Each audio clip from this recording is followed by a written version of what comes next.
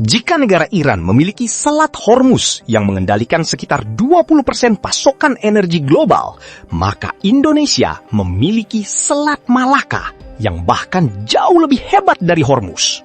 Selat Malaka adalah perairan sempit yang membentang sepanjang 900 km, memisahkan Semenanjung Malaya dan Sumatera, di mana di atas kertas, perairan ini adalah urat nadi utama yang mengalirkan darah perekonomian dunia. Jika Selat Hormuz difokuskan untuk mengakomodasi sekitar 15.000 kapal tanker per tahun demi memenuhi 20% konsumsi minyak dunia, maka Selat Malaka adalah jalan tol segalanya.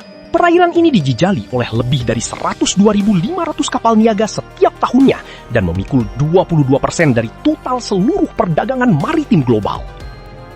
Selat Malaka membawa 23,2 juta barel minyak bumi setiap harinya selama paruh pertama tahun 2025. Di mana angka tersebut mewakili 29% dari total aliran minyak maritim di seluruh dunia.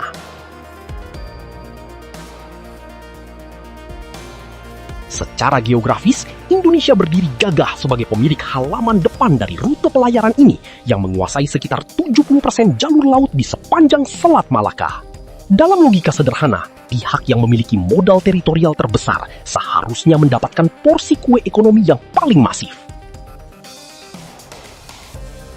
Akan tetapi, data empiris menunjukkan sebuah ironi yang memalukan bahwa Indonesia diperkirakan hanya mampu menyerap sekitar 5% dari total nilai ekonomi yang berputar di selat tersebut.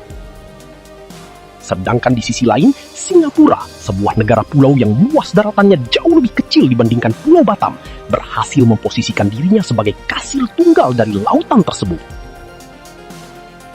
Ini artinya, peran Indonesia tereduksi menjadi semacam penyedia jalan tol laut gratis, sebatas penyedia fasilitas pasif bagi triliunan dolar kargo yang melintas setiap tahunnya. Sementara itu, Singapura menjual layanan dan jasa maritim yang bernilai miliaran dolar. Dan tentu saja, ini bukan sekedar ketimpangan nasib. Akan tetapi, hasil dari perbedaan fundamental dalam memandang lautan. Bahwa menguasai daratan atau perairan di era modern terbukti tidak memiliki arti apa-apa jika tanpa adanya penguasaan terhadap sistem, layanan, serta ekosistem penunjangnya.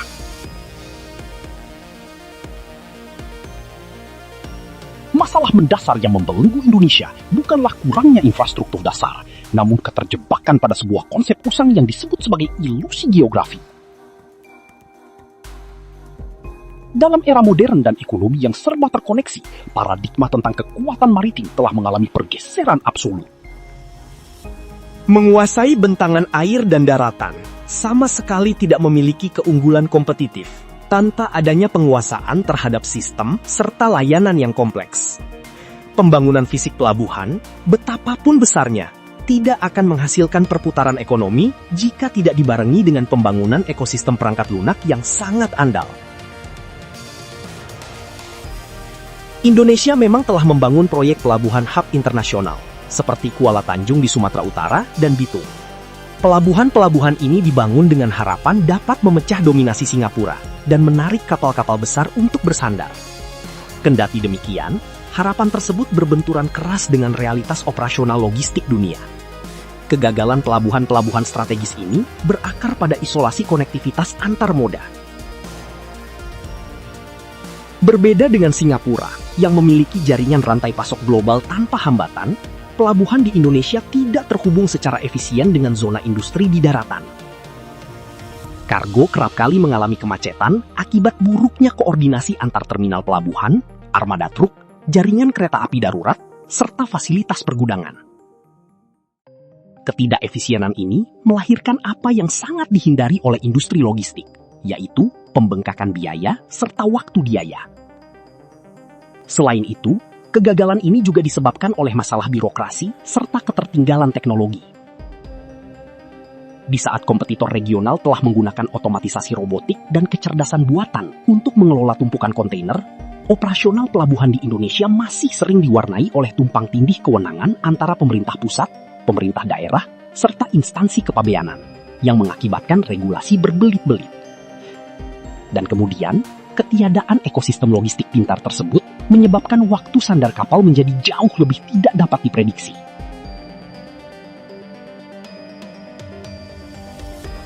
Melihat perbandingan antara Pulau Batam dan Singapura adalah melihat bagaimana ilusi geografi dikalahkan telak oleh servis. Batam diluncurkan sejak tahun 1973 dengan dukungan penuh pemerintah pusat sebagai zona investasi berteknologi tinggi untuk menyaingi Singapura. Secara geografis, Batam dan Singapura memiliki akses yang identik ke perairan Selat Malaka dan Selat Singapura. Akan tetapi, Batam selalu dihadapkan pada masalah overkapasitas infrastruktur yang tidak selaras dengan permintaan, ditambah regulasi zona perdagangan bebas yang berfluktuasi, dan iklim investasi yang rentan terhadap dinamika politik nasional. Sementara Batam terus berkutat dengan pembenahan internalnya, Singapura mengeksekusi visi masa depan melalui proyek Tuas Megaport. Pelabuhan yang diresmikan fase awalnya pada tahun 2022 ini dirancang bukan sekadar sebagai tempat bersandar kapal. Akan tetapi juga sebagai keajaiban teknik otomatisasi. Ketika selesai seluruhnya pada era 2040-an, Tuas Port akan mampu menangani 65 juta TEU per tahun secara otomatis dan hampir menggandakan kapasitas Singapura saat ini. Tuas Port dibangun menyatu dengan ekosistem bisnis Jurong Lake District serta Tuas Industrial District, menciptakan sebuah koneksi yang menyerap segala bentuk industri maritim di satu tempat. Dan melalui pendekatan ini, Singapura tidak menjual lokasi pelabuhan, namun menjual efisiensi tingkat dewa yang tidak bisa ditolak oleh kapitalisme global. Singapura dalam hal ini adalah pihak dengan modal daratan paling sempit yang berhasil mengeruk porsi keuntungan terbesar. Pendapatan pelabuhan Singapura terus mencatatkan rekor fantastis yang mempermalukan pelabuhan-pelabuhan pesaing di kawasan. Secara makro, pendapatan pelabuhan Singapura menembus angka miliaran dolar, dengan kontribusi sektor maritim mencapai 7% dari total produk domestik bruto negara tersebut. PDB Singapura pada tahun 2026 diperkirakan berada di angka 572,47 miliar dolar secara nominal. Dan kontribusi 7% ini berarti sektor maritim Singapura telah menyumbang puluhan miliar dolar tunai ke dalam kas negara. Singapura memposisikan dirinya sebagai pompa bensin lautan terbesar di dunia. Penjualan bahan bakar laut menyentuh angka 56,77 juta ton pada tahun 2025. Mengalami kenaikan 3,4% dari tahun sebelumnya. Singapura sangat tanggap terhadap isu dekarbonisasi global, yang hal ini terbukti dari lonjakan konsumsi bahan bakar maritim alternatif yang mencapai 1,95 juta ton. Tidak hanya itu, mereka merampingkan proses transaksi bahan bakar ini dengan teknologi Electronic Bunker Delivery Node. Digitalisasi dokumen ini menghapus kerumetan pengerjaan manual, meningkatkan transparansi kualitas bahan bakar, dan menghemat hingga 40.000 hari kerja bagi industri setiap tahunnya. Dan pada akhirnya, inovasi teknis semacam ini memperlebar jurang efisiensi antara Singapura dan Indonesia. Pilar terkuat dari dominasi servis Singapura adalah sesuatu yang tidak memiliki wujud fisik di pelabuhan, yaitu kepastian hukum serta perlindungan finansial. Dalam dunia pelayaran yang mengangkut kargo senilai miliaran dolar, risiko sengketa kontrak, keterlambatan, kerusakan barang, dan tabrakan kapal adalah ancaman nyata yang terjadi setiap hari. Oleh karena itu, Singapura membangun Pusat Arbitrase Maritim Singapura atau SCMA, sebuah wadah independen yang secara khusus menangani sengketa maritim global. Desain hukum SCMA sangat pro-bisnis, tidak mengenakan biaya pengajuan administratif di awal, dan memberikan fleksibilitas bagi para pihak untuk memilih arbiter. Efektivitas lembaga ini membuatnya diakui secara luas, dan aturan SCMA menjadi klausul penyelesaian sengketa default dalam kontrak pelayaran internasional.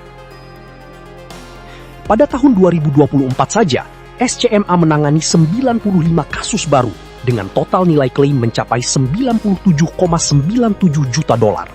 Dan lebih jauh lagi, keputusan SCMA diakui dan dapat dieksekusi secara internasional. Hal ini sangat kontras dengan sistem pengadilan di banyak negara berkembang, termasuk Indonesia, yang seringkali dipandang oleh investor multinasional sebagai lamban, birokratis, dan tidak memiliki spesialisasi teknis di bidang maritim. Dampak dari dominasi hukum ini menghasilkan efek domino ekonomi yang luar biasa. Karena sengketa maritim dipusatkan di Singapura, maka ratusan firma hukum internasional terkemuka, perbankan maritim, konsultan risiko, dan perusahaan asuransi raksasa membuka kantor pusat regional mereka di sana. Pasar asuransi maritim global yang bernilai 36,1 miliar dolar pada tahun 2025 menempatkan Singapura sebagai basis utama di kawasan Asia Tenggara, jauh melampaui penetrasi asuransi di Indonesia yang masih sangat rendah dan terfokus pada domestik. Melalui ekosistem inilah, Singapura menyerap kekayaan dari Selat Malaka. Mereka tidak membutuhkan garis pantai yang panjang. Mereka hanya menyediakan meja arbitrase, polis asuransi, dan fasilitas pompa bahan bakar. Dan membiarkan uang dari kapal-kapal yang melewati perairan Indonesia mengalir deras ke sana.